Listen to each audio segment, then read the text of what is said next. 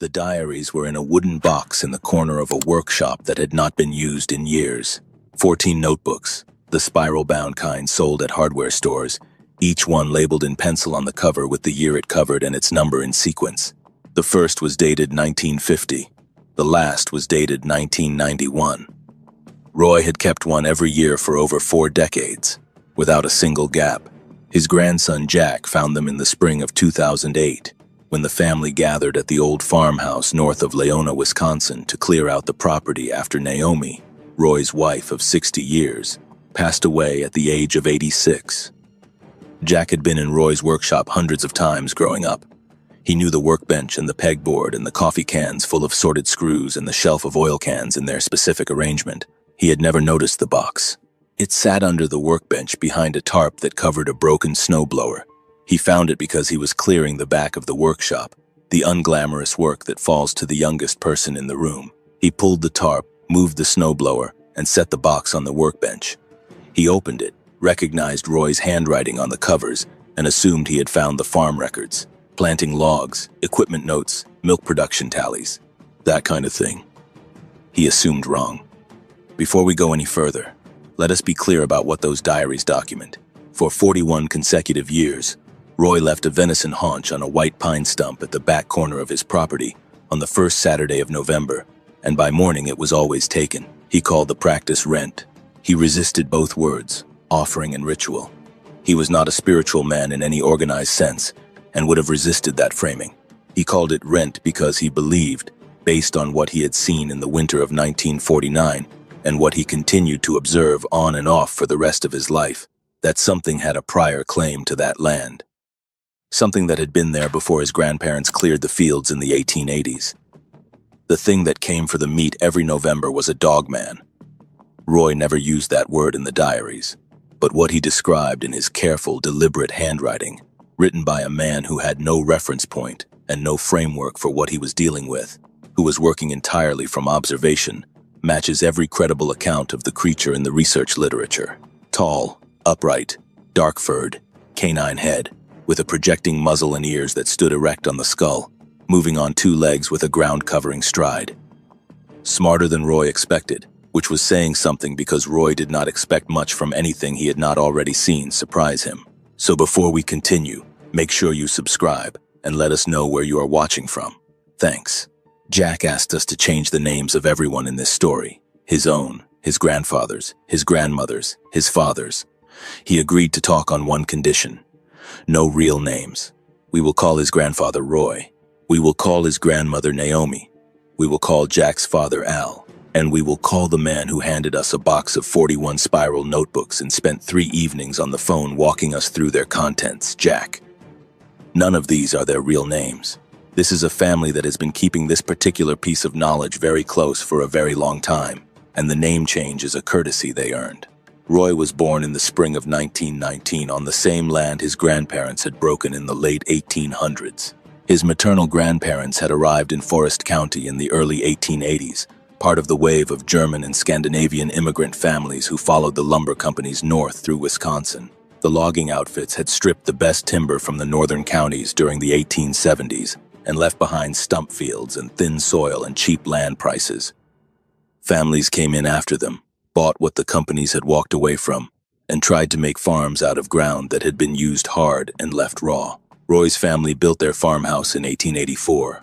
They cleared fields, put in a barn, and by the time Roy's parents took over the operation in the 19-teens, the land was producing enough hay and grain to support a modest dairy herd, and the timber that had grown back in the 30 years since the logging was starting to look like forest again. Forest County sits in the northeastern corner of Wisconsin, lake country and second-growth timber stretching up to the Michigan border. It is not farming country in any comfortable sense. The glaciers left behind thin soils over bedrock, and endless acreage of wetland and sand ridge and tamarack swamp that does not lend itself to agriculture. What it lends itself to is timber and dairy, 2 industries that shaped every family in the county for 100 years. Crandon is the county seat. Laona sits about 12 miles west on Highway 8, small enough that the whole town fits inside one stop on a longer drive. Leona was a timber town. The Chequamegon-Nicolet National Forest maintains a ranger district office there on State Highway 8 West, and the national forest boundary comes within a few miles of Leona in multiple directions. Private timberland and county forest land blend with Nicolet ground in a patchwork that makes the county feel like wilderness with its settlements scattered. Roy's property was off County Highway G, about 6 miles north of Leona. The highway cut through second-growth forest and ran along a ridge before dropping down into the drainage where the fields lay. The farmhouse sat at the edge of the cultivated land, facing south. Behind it, the land rolled gradually uphill through hayfields and a wet meadow before reaching the tree line. Beyond the tree line was what Roy always called the back 40, though the acreage was not precisely 40. Mature red pine and white pine, hemlock along the wet spots, sugar maple and yellow birch on the drier ground higher up. A tributary of the upper Peshtigo River curved through the low ground of the back 40 before heading east toward where the main river gathered itself north of Crandon. Roy knew every trail and every wet spot, and every place where the ground dropped away into the rocky draws that cut across the property toward the national forest land on the far side. The stump that matters was at the back corner of the property, near the old fence line that marked the boundary with the Nicolet. A white pine stump, roughly 5 feet across at the base, from a tree that would have been old growth before the logging companies came through in the 1880s and took the biggest timber. The wood had turned silver gray and hardened over the decades. By the time Roy's grandparents arrived, the stump was already old. It sat at a natural crossing where 2 game trails intersected, one running north-south along the property line and one running east-west from the fields to the deep timber. Deer used it as a scrape during the rut. Coyotes marked it. It was the kind of landmark that accumulates meaning in a working landscape, the place that animals return to because other animals have returned to it, until the returning itself becomes the reason. Roy was 30 years old in November of 1949. He had taken over the farm from his parents in the early 1940s, managed it through the war years, and built the dairy herd to around 30 head of Holsteins by the time things settled back down. He was a practical man by everyone's account. Jack described him as someone who expressed affection through work, who thought through problems by doing something with his hands, who was averse to anything that could not be measured or weighed. His diaries reflect this. The entries from the 1950s are full of milk production records and equipment notes and weather observations, short and dense, and completely without sentiment. Roy was not writing for posterity. He was keeping a working record. What happened in November of 1949 was not in the diaries because the diaries started a year later. Jack learned about it from a letter Roy had written to his brother sometime in the early 1950s, a letter that had been folded and placed inside the back cover of the first notebook. It was not sent, as far as Jack could tell. A draft, maybe, or a version Roy decided to keep. Roy described what happened in the winter of '49 in language that was careful and deliberate, written by a man who had thought carefully about whether to write it at all. Roy was checking his beaver sets on a Tuesday morning in early November. The ground had frozen overnight, and there was maybe 4 inches of snow from a storm a few days earlier, so the tracks were clear, and the sky was high and bright. He was working a stretch of creek about 300 yards into the back 40, moving toward the dam where he had run consistent sets the previous 2 winters. The creek ran between tag alder thickets on both sides, and the beaver pond above the dam was about 40 yards across, frozen over but with open water around the dam structure where the current kept things moving. He came around the south end of the alders and stepped to the edge of the pond and stopped. Something was crouched at the far edge of the open water, about 35 yards across the pond. Its head was lowered to the water, and it was facing away from Roy, and for a moment his first interpretation was bear. Black bears can hold an odd posture when they drink from a small opening in ice, but the proportions were wrong immediately, and Roy knew it. The thing was crouching on 2 legs, not 4. The back was too long, the shoulders too wide, the head sitting on a neck that went up rather than forward. And the head itself was the thing that held Roy's attention, because when it raised its head and turned to look at him, which happened in the span of about a second, Roy saw a muzzle. A long, forward-projecting muzzle set on a skull that was triangular at the top with ears that stood erect, not rounded like a bear's ears, not folded like a dog's, but pointed and upright, turning slightly as the creature oriented to him the way a dog's ears turn to track a sound. Roy wrote in the letter that he could not have told you afterward how long they looked at each other, long enough that he became aware of his own breathing. long enough that the adrenaline went through its first full cycle, long enough that the thing's lack of immediate aggression registered as information. It was looking at him the way a person looks at something unexpected, assessing. It stood up from its crouch, and Roy could see that it had been half upright when he arrived, and it simply rose to its full height, and he estimated that height against the tag alder bushes across the pond at close to 8 feet. Dark fur that was not quite black and not quite brown, something between the two, thick through the body and down the arms. The arms themselves were long, longer than Roy thought was right for a body of that size. Hands that he could see as hands, not paws, though he was far enough away that the specifics were not sharp. Then it turned and walked into the alders on the far side of the pond. The movement was unhurried. It turned and walked away, and the alders swallowed it, and Roy stood at the edge of the pond for a long time after it was gone. He finished checking his sets. He caught 2 beaver. He walked back to the farmhouse and ate lunch and went back out in the afternoon to stack firewood. He told Naomi, when she asked why he had been quiet at lunch, that he thought he had seen a black bear that should have been asleep by now. It was not the last time he would understate what he had seen in the back 40 to someone he loved. By the time Roy decided to start what he would later call the rent practice, he had done considerable thinking. The letter to his brother describes his reasoning with a clarity that surprised Jack when he read it. Roy had not panicked. He had not decided the thing was dangerous or that it needed to be dealt with. What he had decided was that it had been on that land before his family was on that land. His grandparents arrived in the 1880s. Whatever lived in that timber had been there longer. Roy did not phrase this in spiritual terms. He phrased it the way he would describe the situation of a new tenant moving into a building that already has a long-term occupant, one whose informal claim predates any lease. The practical thing was to acknowledge the situation, not to make peace, because no hostility had been expressed, just to signal awareness, to say, in terms that did not require speech, "I know you are here, and I know this land was yours before it was mine, and I intend to conduct myself accordingly." Roy settled on venison because it was what he had. He ran a dairy farm and was not a wealthy man, but he hunted every fall, as every man in Forest County did, and he usually killed a deer or two. The hindquarter of a white-tailed deer was significant but not ruinous. It was the kind of offer you make when you understand something about the proportions of the exchange. He made the first offering in November of 1950. He placed a hindquarter on the flat top of the stump at the back corner of the property and walked back to the farmhouse. The next morning, he went back. The stump was empty. The meat was gone.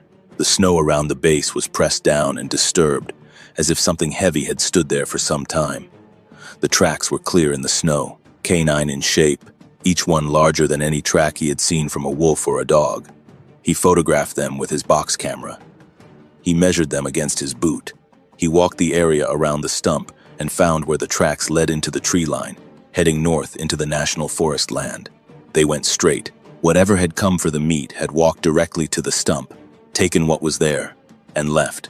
Roy recorded this in the first notebook he started that January. He gave the entry no particular weight. It sits between a note about hay prices and a note about a problem with one of the barn doors. But what he wrote was complete and specific, the way Roy wrote everything. He noted the date of the offering, the size of the cut, the time he placed it, the time he returned, and the condition of the stump and the surrounding snow. He described the tracks, measured against the reference marks he had carved into a fence post near the stump. Then he wrote one sentence that Jack told us he has not been able to stop thinking about since he read it. Roy wrote, "This will be a yearly practice. It seems like the right thing to do." That was it. No explanation of why. No further reflection on what he had seen the previous winter, or what it meant. Just the decision, stated plainly, as if he were noting that he had switched from one brand of veterinary supplement to another. Roy made decisions and moved on. He had made this one. The rest was logistics. Over the following decade, Roy's diary entries about the practice were brief and consistent. He noted the date, the offering, the result. The result was always the same. The meat was taken. Tracks were present. The arrangement held. He never described seeing the DOGMAN during this period, and his entries about the back 40 were unremarkable. Trapping notes, timber observations, the condition of the fence line and the creek. But in the winter of 1953, He noted that he had found a large track in the mud near the spring that fed the wet meadow behind the house. Not at the stump, not in the back 40, but closer to the farm itself. He did not express alarm. He noted it. Then he added, on the same line, that the cows had been restless that week. Jack pointed to that entry during one of our conversations. He said it had taken on a different meaning once he understood the full context. Roy had not been alarmed because he understood that the dogman occasionally moved through the farmland closest to the house, and that it had never done anything threatening. The restlessness in the herd was what it was, animals aware of something large and unfamiliar in the area. But the creature had not interfered with the cattle, had not come close to the barn, had not breached the boundary the stump represented. As long as Roy honored it, the dogman seemed to honor the farmstead. By the late 1950s, Roy had been running the practice for nearly a decade. In that time, he had expanded his observations. He found, over several winters, a pattern of tracks in the back 40 that suggested the dogman was not alone. The larger tracks, which matched what he had first measured in 1950, appeared regularly near the stump and along the main trail heading north. But on 3 separate occasions he found smaller tracks, still large by any normal animal standard, but shorter stride, lighter impressions, that ran parallel to the larger ones for some distance before diverging toward the eastern end of the property. A second individual, possibly younger. He noted the size difference without drawing conclusions. He was not in the business of conclusions.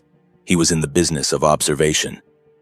What he was building, though he did not think of it in those terms, was one of the most sustained behavioral records of a dogman that anyone has ever compiled. 41 years of consistent observation from a fixed point, by a man who understood the land and the animals on it, and who was not inclined to exaggeration or fantasy. The notebooks Jack found were not ghost stories or horror accounts. They were the methodical records of a farmer and woodsman noting, alongside everything else he observed in his daily work, the evidence of a non-human presence on his land that had established, through the arrangement Roy had proposed, a kind of equilibrium. In the summer of 1952, Roy employed a man he refers to in the diaries only by his first name, Lawrence, who worked periodically on the farm during haying season. Lawrence was Potawatomi, the Forest County Potawatomi community, whose traditional territory encompasses much of Forest County, has had members living and working in the Leona and Crandon area for as long as anyone can remember. Lawrence and Roy worked alongside each other for several weeks that summer, and their relationship in the diaries is understated and respectful, described in Roy's characteristic shorthand: 3 days cutting, fence work on the south line, paid for the week. In an entry from that August, Roy noted that he had told Lawrence about the stump and the offerings, using enough detail that Lawrence would understand what he was describing. Roy wrote that Lawrence had listened, and then said, in what the diary records as a flat and unhurried voice, that Roy should not stop doing it.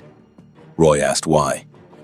Lawrence told him that there were things in that stretch of the national forest and the private timberland north of his property that the old people had left room for, and that the part of the country Roy had settled was at the edge of ground that had been understood as belonging to those things for as long as anyone's memory reached. Lawrence did not elaborate. He changed the subject. Roy noted this exchange with his characteristic economy of language, but the fact that he noted it at all tells you it mattered to him. He had been operating on his own judgment for 2 years. Lawrence's confirmation was not new information. It was validation.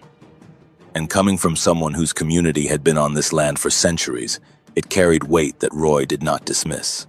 If you have spent time anywhere in Forest County, out in that stretch of timber north of Leona, down any of the county roads that run between the National Forest and the Dairyland, along the upper Peshtigo drainage between Argonne and the Nicolet boundary, you know the kind of country I am describing. Remote, in a particular Wisconsin way, where there are roads, but they lead to more roads, and eventually to logging grades, and then to nothing but forest and wetland and sky. Let me know in the comments if you have ever found anything out there that you could not explain, tracks or sounds in the tree line, or something crossing the road that was gone before you could think clearly about what you were seeing, because the pattern of reports from that part of Forest County goes back considerably further than Roy's first notebook.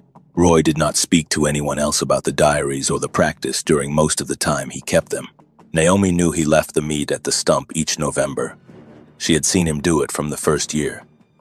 But Roy's explanation to her was that it was an old custom, a gesture of respect for the forest. And Naomi, who was practical herself and not given to asking questions that seemed to lack useful answers, let it go at that. She continued the practice after Roy died, in the late fall of each year, because Roy had been clear that it should continue, and because Naomi believed in honoring what Roy had asked, even when she did not fully understand why he had asked it. That she kept it up for 17 years is a fact that Jack found remarkable and moving in equal measure when he understood it. His grandmother had been leaving venison on a stump for a dogman for 17 years without knowing exactly what she was dealing with, because her husband had made a practical arrangement and she trusted his judgment. Al, Roy's son and Jack's father, had been aware of the practice since childhood. He accompanied Roy to the stump a few times as a boy in the 1950s and early 60s. Roy told him the same thing he told Naomi, a gesture to the forest. Al accepted this without much thought. He was of a generation that took his father's word on such things.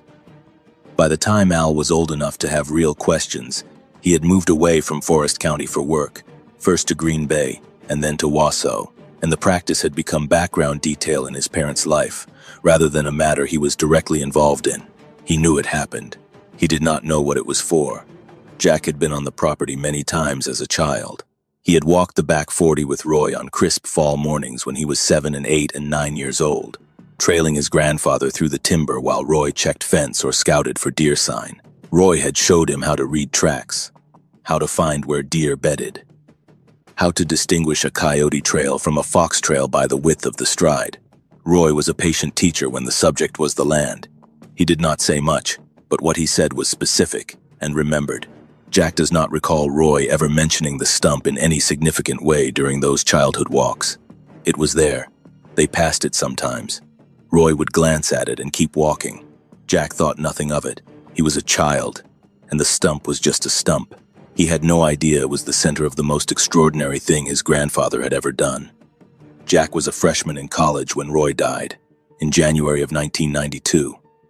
He came home for the funeral, helped Naomi through the immediate aftermath, went back to school, and did not think much about the property for years afterward.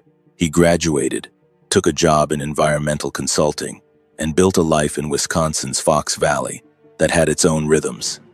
He visited Naomi regularly, helped with things around the farmhouse when he could, but the back 40 was not something he engaged with on those visits, just the woods behind the house where his grandfather used to go. When Naomi died in the spring of 2008, at 86, the family gathered at the farmhouse to deal with what decades of accumulated living leave behind. Al and his wife drove up from Wausau.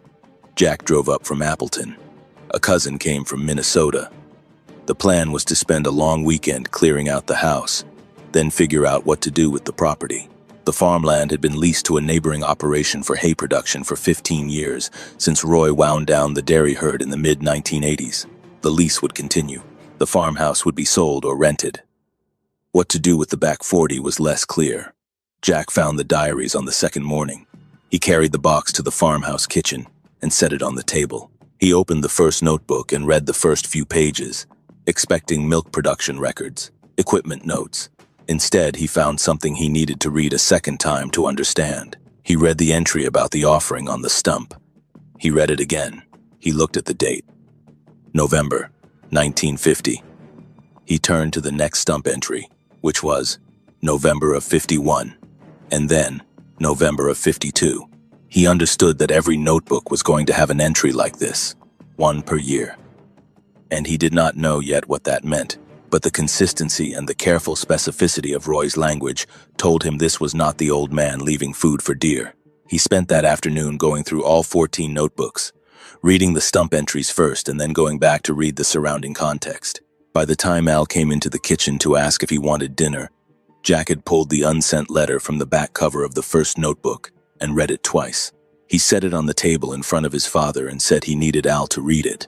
Al read it. He read it a second time. He put it down and looked at the window for a while. Then he said that Roy had been seeing something out there since before Al was born. And then Al said something that Jack told us he will not forget. Al said he had seen something too, once, when he was about 11 years old, on a fall afternoon walking the fence line between the back 40 and the hayfield. He had seen a shape at the tree line, tall, wrong proportions.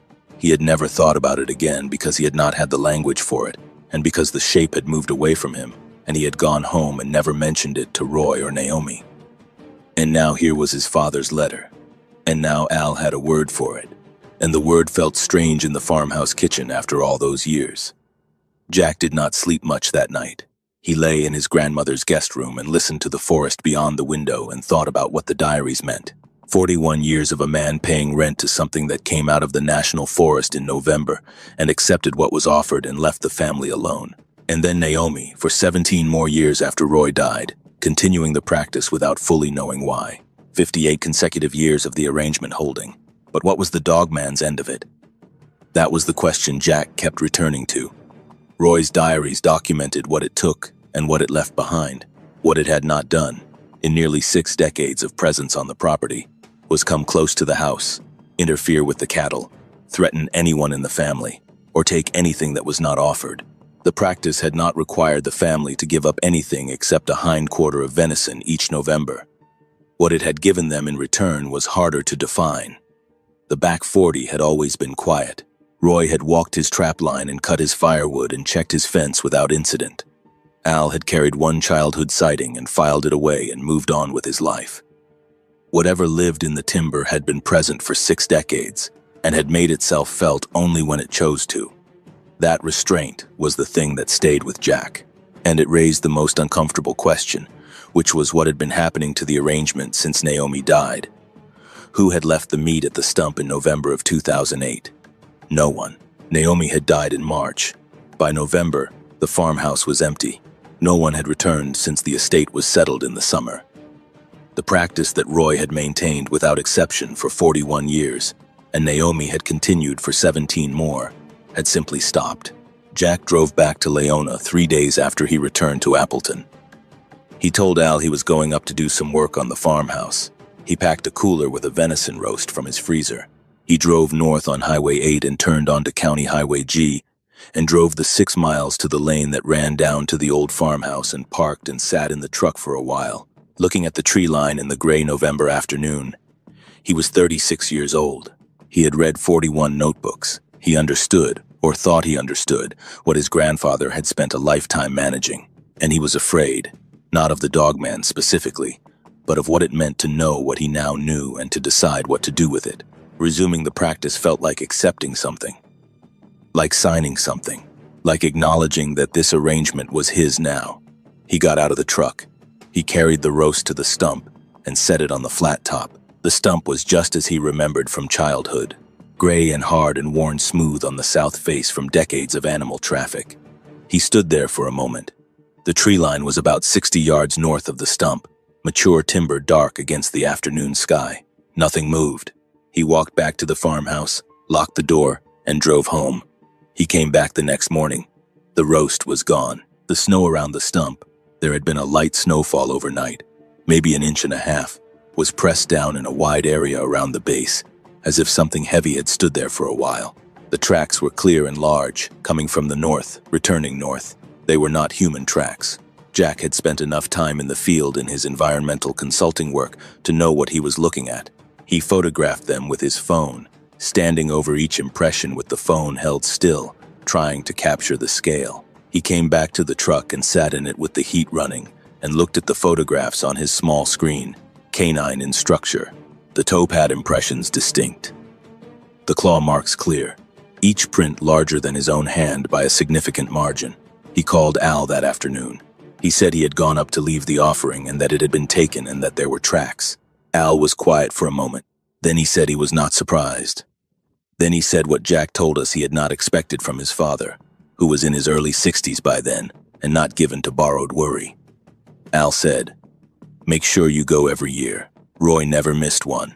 Don't miss one." Jack has not missed one since. The Forest County Potawatomi community has its headquarters near Crandon, about 12 miles east of Leona, on US Highway 8. The Potawatomi are Algonquian-speaking people whose traditional territory once covered much of northern Indiana, southern Michigan, and northern Wisconsin. In the 1830s, the government organized a forced removal, and a group of Wisconsin Potawatomi was marched southwest to Kansas in what their descendants call the Trail of Death. But not all of them went. Some refused. Some hid in the deep timber of Forest and Vilas counties, staying ahead of the removal parties. Their descendants became the Forest County Potawatomi community, a federally recognized nation whose presence in this county is rooted in survival and refusal. They know this land in ways that go back further than any settler record. When Jack contacted the Cultural Resources Office of the Forest County Potawatomi community in 2010, about 2 years after he found the diaries, he did not know what to expect. He typed a careful email describing Roy's diaries in general terms, a family record documenting repeated observations of a large upright figure on private land bordering the Nicolet National Forest, and asked whether the tribal office had any historical context that might help him understand what his grandfather had been dealing with. The response came from a cultural resources coordinator about 2 weeks later. She was polite and measured. She acknowledged that accounts describing large territorial beings in the forest were documented in Potawatomi oral tradition, and that those accounts described beings associated with specific places rather than appearing randomly across the landscape. She said these beings were understood as having a claim to certain territories that was older than human settlement in the area. She did not share specific stories or ceremonies. She said that knowledge was held internally for reasons the community had decided long ago, and she hoped Jack would understand. Then, she said one other thing. She said the practice Jack had described of leaving an offering at a territorial boundary on an annual basis was consistent with traditional protocols for acknowledging the presence of such beings. She did not say Roy had done it right. She said he had not done it entirely wrong. That was all the tribal office would share, and Jack came away from it with 2 things. The first was confirmation that what Roy had encountered was known, that it had been part of the landscape of this region for as long as the Potawatomi oral history reached, which in this country is a very long time. The second was a kind of quiet grief, because Roy had arrived at his practice by practical reasoning, alone, without access to any of the traditional knowledge the Potawatomi held. He had built his arrangement from scratch, from what he observed and what seemed right, and he had gotten it more or less correct, but he had gotten it correct the way you sometimes solve a problem without knowing the mathematical principle behind the solution. He knew what worked. He had not known why. And the people who could have told him something useful had their own reasons for keeping that knowledge within their community, reasons that predated Roy's birth by generations. Roy had known Potawatomi people during his lifetime, including Lawrence. But whatever Lawrence knew about the beings in the forest, he said only what he said. Do not stop. Roy incorporated that into his practical understanding and moved forward. The pattern of accounts that come out of the Great Lakes region, and northeastern Wisconsin in particular, is one that researchers have been working to document for decades.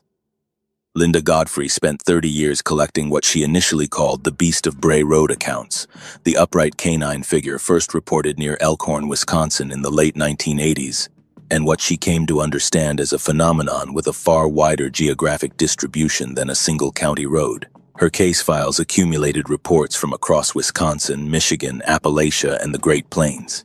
What she found, consistent across hundreds of independent accounts, was not just the physical description, the canine head, the upright posture, the dark fur, the amber reflecting eyes, but the behavioral profile, territorial, intelligent, aware of human observation, capable of restraint.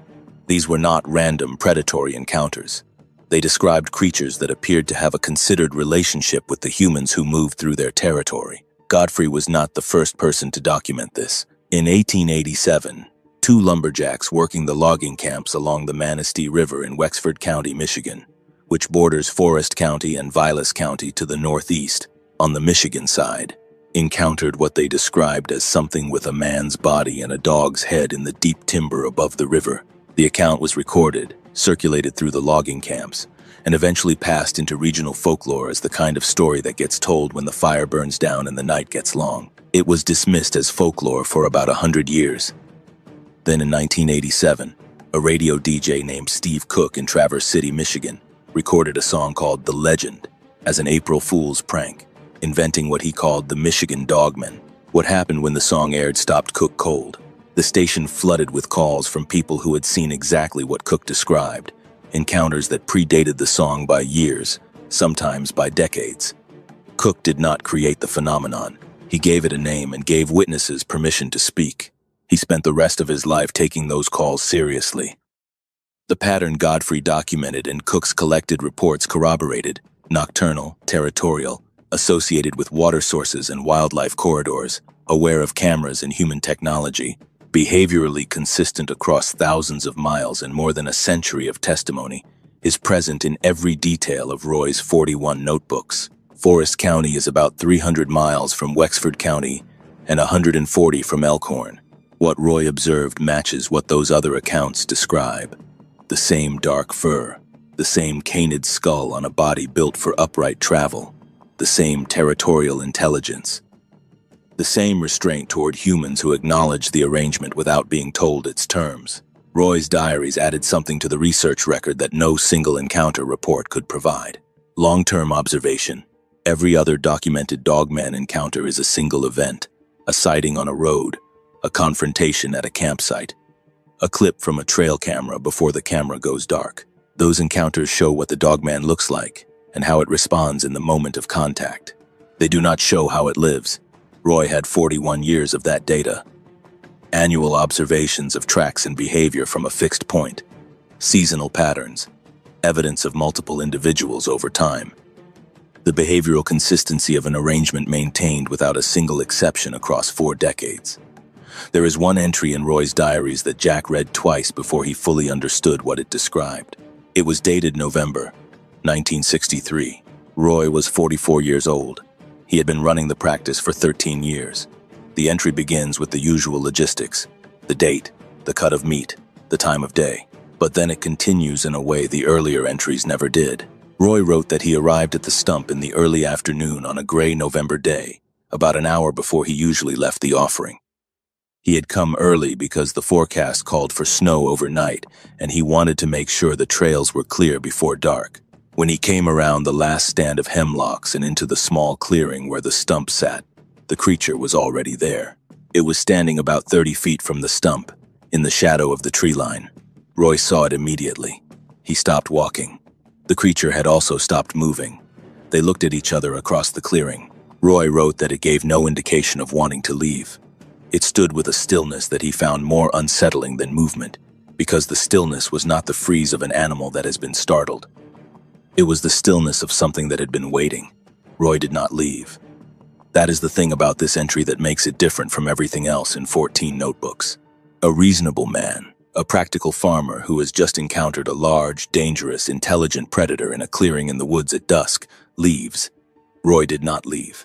He stood where he was for a moment, and then he walked to the stump and set down the venison he was carrying, and stepped back 2 paces. He wrote that his hands were not steady. He noticed that as a fact and recorded it without comment. His hands were not steady, and he set the meat on the stump anyway, and stepped back and stood where he was. The creature walked to the stump.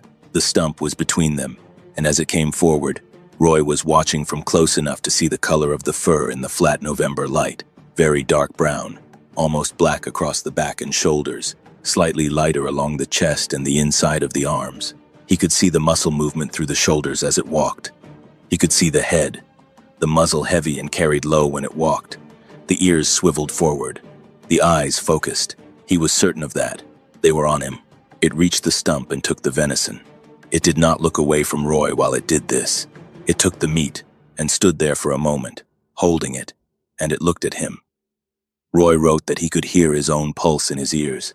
He wrote that its eyes did not show fear or aggression or any register he associated with animals he had observed in the field or hunted or raised. He wrote, and this is the sentence Jack told us he has returned to more times than any other, across all 14 notebooks, that what its eyes showed was something Roy did not have a word for. It acknowledged that Roy was there, and that Roy was known, the way a person acknowledges someone they have an agreement with. Its eyes carried no warmth and no sentiment. They held something simpler, the flat acknowledgement of someone who knows who is standing across from them and why. Then it turned and walked back into the timber. It did not hurry. Roy stood at the stump for several minutes after it disappeared. Then he walked home. The entry ends with one additional line. Roy wrote, "I think I understand what this is now." He never elaborated on that line in any subsequent entry. Jack read all 13 remaining notebooks looking for a follow-up, something that explained what Roy meant, and found nothing. Whatever Roy understood in that clearing in November of 1963, he kept to himself. What the entry makes clear is that the encounter was not an accident. The dogman had been there when Roy arrived. It had waited. When Roy set the meat and stepped back, it had come forward and taken it, and held his gaze while it did. That was not a chance meeting between a frightened animal and a surprised human. That was the arrangement being conducted in person, a deliberate meeting on ground that both parties had been maintaining between them for 13 years. That clarity is what makes the 1963 entry the most significant document in the collection. It reframes the previous decade of Roy's practice. The creature had not been taking the offerings while avoiding Roy. It had been taking the offerings as part of a specific understanding. And in November of '63, for reasons Roy would spend the rest of his life not quite articulating, it chose to conduct the exchange directly, to be present, to establish, in terms that required no speech, that it knew who Roy was and understood what they had been doing together. Roy continued the practice for the next 28 years without another direct encounter of that kind. The diaries record the annual offerings and the annual evidence of taking, the pressed snow, the tracks, the clean stump in the morning, occasional sightings in the back 40, always at distance, always brief, a shape moving at the tree line, the sound of something large in the timber on a still night. Once, in the late 1970s, Roy found what he described as a bone, a large one he could not identify, placed on the flat surface of the stump in late October, before the offering that year. He measured it and photographed it and wrote that it was too large for anything in Forest County, but that it was clearly from an animal that had fed on it, and not from any human artifact. He left it on the stump for a week, and when he came back, it was gone. He noted it and moved on. Roy was not a man who lingered on the threshold of what he did not understand. He noted the facts and kept going. The diaries grow shorter in the 1980s. Roy's health was declining. The dairy herd had been wound down by the mid-decade, the farm quieter without the cattle. The entries about the back 40 thinned, though the November entries remained consistent to the end. Roy was not going into the timber as often by the mid-80s, but he was still making it to the stump each November, even in the years when the arthritis in his knees made the walk difficult enough that he mentioned it. The last entry in the final notebook, dated November of 1991, was written by a man who knew it was probably his last time. Roy was 72 years old. His health had been declining for 2 years, and Jack told us that by the fall of '91, Roy was having difficulty with long distances and had been told by his doctor in Crandon to be realistic about what he could do in the coming winter. Roy made it to the stump anyway. He left the hindquarter. He noted the date and the time and the cut, as he had done every year for 41 years. Then he wrote something he had never written in the diaries before, a sentence addressed to no one in particular, or perhaps to whoever found the notebooks after he was gone. He wrote, "The arrangement is real and should be honored. Whoever continues it should understand that what comes for the offering is not dangerous to this family. It was here before we were. It has let us stay. Do not fail what has been given by failing to give what is owed." In November, 1 hindquarter of venison on the flat top of the stump at the north fence corner. Do not stop. He wrote nothing further. He died in January of 1992. Naomi continued the practice, as Roy had asked her to, for 17 years. She told no one what she was doing or why. After Jack resumed the practice in the fall of 2008, it became the anchor point of his year in a way that is difficult to explain to someone who was not raised in working relationship with the land. He comes back to the property twice annually now, once in the spring to check the fence line and the timber and to see what winter left behind, once in November, before gun season, to set the offering at the stump. 16 years of that November drive. He said the drive has changed for him over time.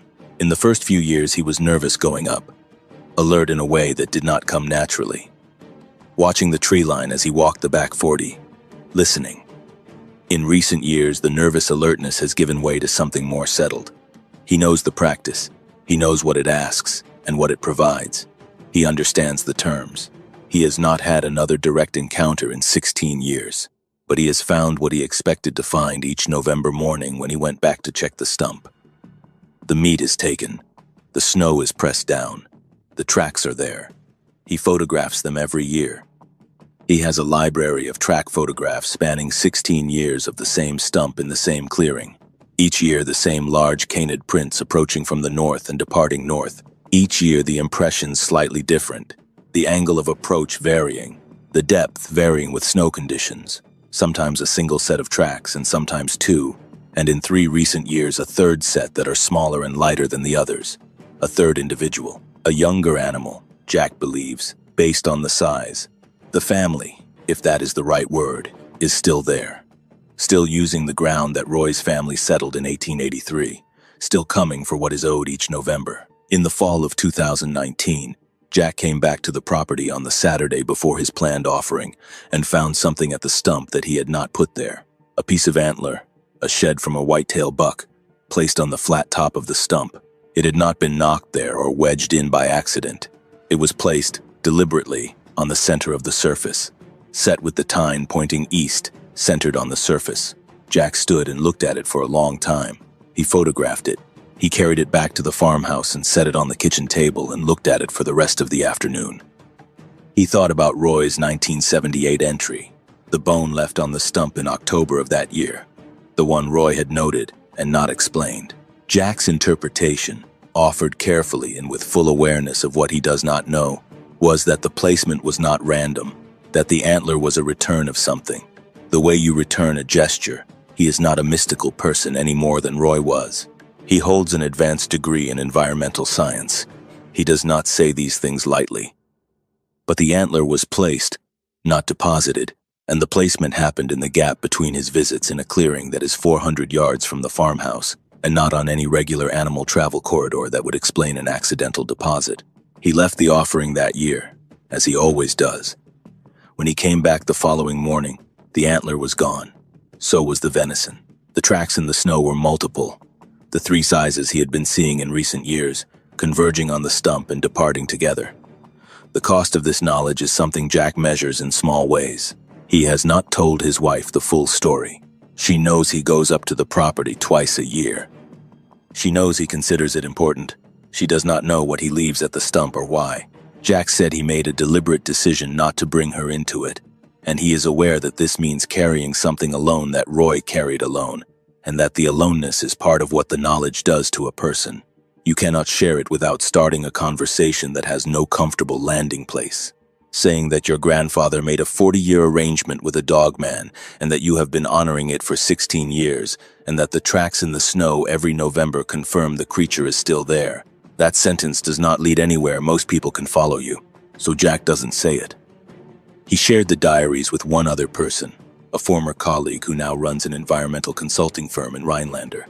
This man had spent enough years doing field work across northern Wisconsin that he was, as Jack put it, capable of receiving the information without needing to decide immediately whether to accept or reject it. He read the diaries over the course of a week and called Jack when he finished.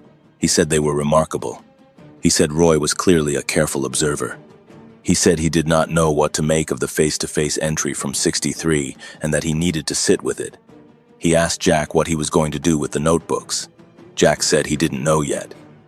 The colleague said that seemed right. What Jack knows is that the arrangement exists, that it has existed for well over 70 years if you count from Roy's first offering in 1950, and that it appears to be working.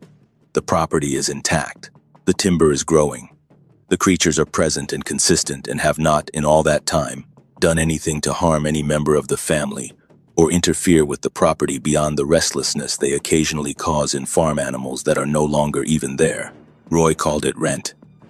Jack has come to understand it as something else, a protocol for coexistence, one that nobody designed on paper or negotiated formally or acknowledged in any institution or legal framework. A protocol that emerged from one man's practical response to an encounter with something that had been on the land longer than any record of human presence, and that has held because both parties have continued to honor it. Whether that framing would survive scrutiny outside the family is a question Jack does not ask, because he already knows the answer. There is no regulatory framework for what he is managing.